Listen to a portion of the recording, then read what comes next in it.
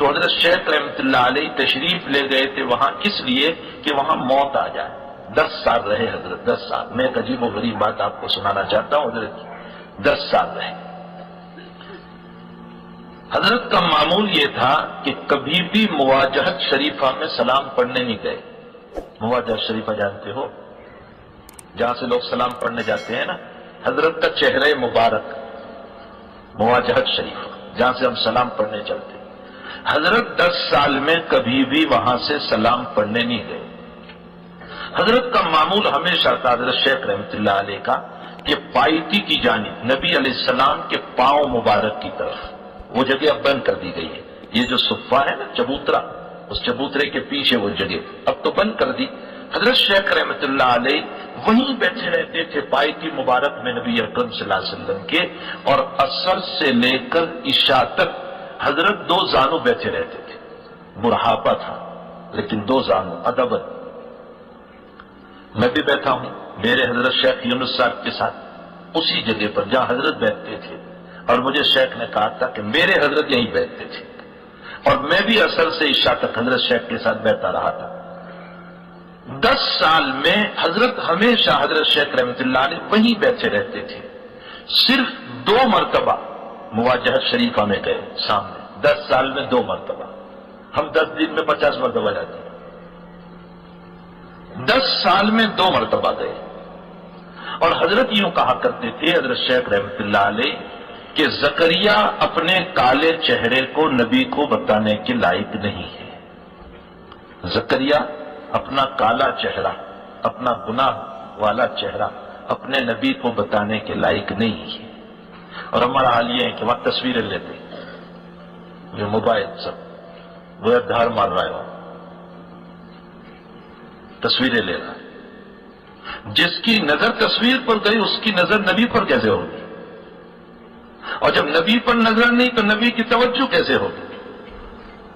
ابو داؤد شریف میں، چلو بات سے بات مجھے یاد آئی، ابو داؤد شریف میں ایک عجیب روایت ہے. حضور پاک صلی اللہ علیہ وسلم فرماتے ہیں لا تتخذوا قبری عیدا، تم میری قبر کو عید نہ بناؤ. تمام محدثین نے تو اس کا ترجمہ کیا کہ میری قبر کو عید نہ بنانے کا مطلب یہ ہے کہ جیسے عید پر میلے لگتے، جگہ جگہ میلے لگتے ہیں عید پر، فرمایا اس طرح میری قبر پر میلے مت لگانا.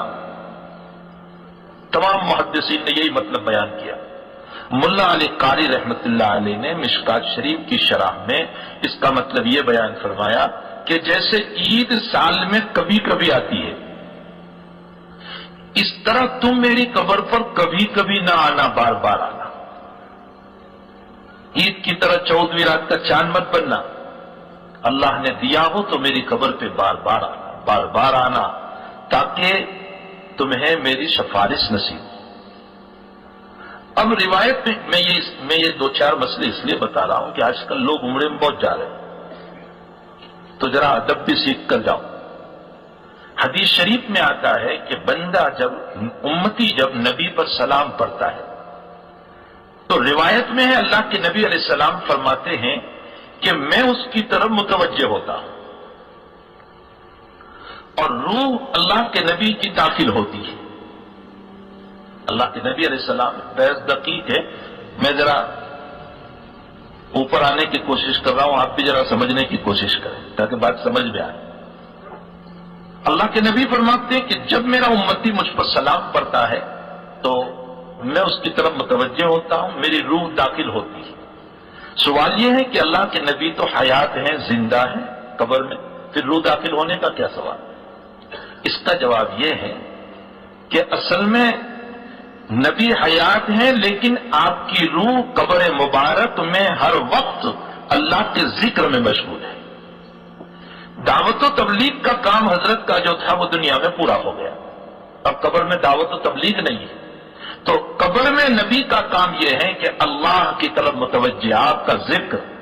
تو نبی قبر میں ذکر میں لگے ہوئے ہیں، اتنے میں امتی جا کر سلام کرتا ہے تو حضرت کی روح کے داخل ہونے کا مطلب روح متوجہ ہوتی ہے سلام کرنے والے کی طرف. اب سوال یہ ہوتا ہے کہ یہاں تو ہر وقت لوگ سلام کرنے والے چلتے ہی رہتے 24 گھنٹے، تو پھر حضرت کی روح ہر وقت متوجہ رہتی ہے، تو پھر ذکر کب کرتی ہے؟ اگر حضرت ہر وقت سلام کرنے والوں کی طرف متوجہ رہے تو پھر ذکر کب کرتے ہوں گے اللہ کا؟ اس کا جواب یہ ہے کہ ہر سلام پڑھنے والے کا غور سے سنیں، ہر سلام پڑھنے والے کا جواب نبی نہیں دیتے.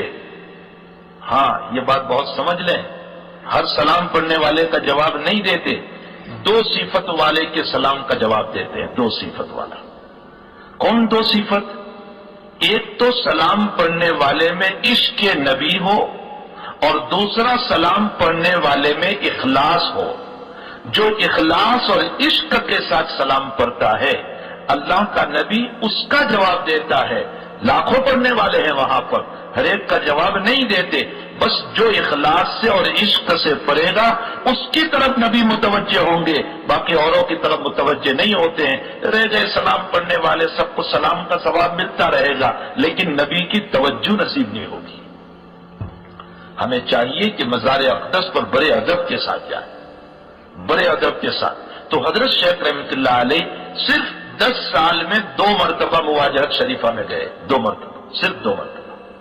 ایک مرتبہ حضرت مولانا یوسف صاحب بنوری رحمۃ اللہ علیہ جو پاکستان میں ہے، بنوری ٹاؤن میں مدرسہ جو قائم کیا ہے، بہت بڑے علامہ انور شاہ صاحب کے شاگرد رشید ہیں، وہ تشریف لائے تھے.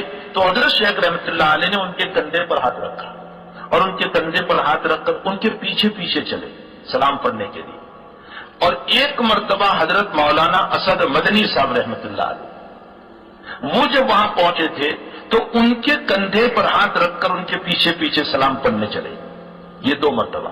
اور 2 مرتبہ سلام ان کے پیچھے پڑھا ان کے ساتھ، اور باہر نکل کر ان دونوں بزرگوں سے یوں کہا کہ بھائی گنہگار زکریا کی ہمت نہیں ہو رہی تھی نبی کے سامنے آنے کی، لیکن میں تم دونوں کے پیچھے پیچھے اس لیے آیا کہ تم دونوں سید ہو، نبی کی اولاد ہو، تو نبی اپنی اولاد کی طرف توجہ کرے گا، شاید تمہاری برکت سے زکریا کی طرف بھی توجہ فرما لے.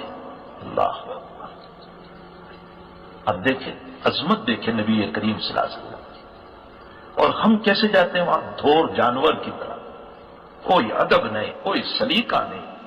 وہاں آج بھی بڑے حروف سے لکھا ہوا ہے لا ترفعوا اصواتكم فوق صوت النبي ولا تجهروا له بالقول كجهر بعضكم لبعض ان تحبط اعمالكم. نبی کے سامنے زور سے مت بولنا، زور سے وہاں سلام پڑھنا ممنوع ہے، یاد رکھنا.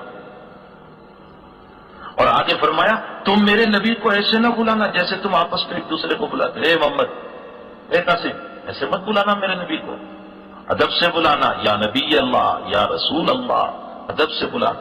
اور اگر تم زور سے بولے یاد رکھو ان تحبط اعمالکم، میں تمہاری ساری نماز، روزہ، زکات، حج کے ثواب کو بیکار کر دوں گا.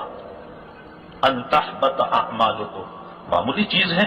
جب نماز، روزہ، زکات کا ثواب اس نبی کے سامنے زور سے بولنے سے چلا جائے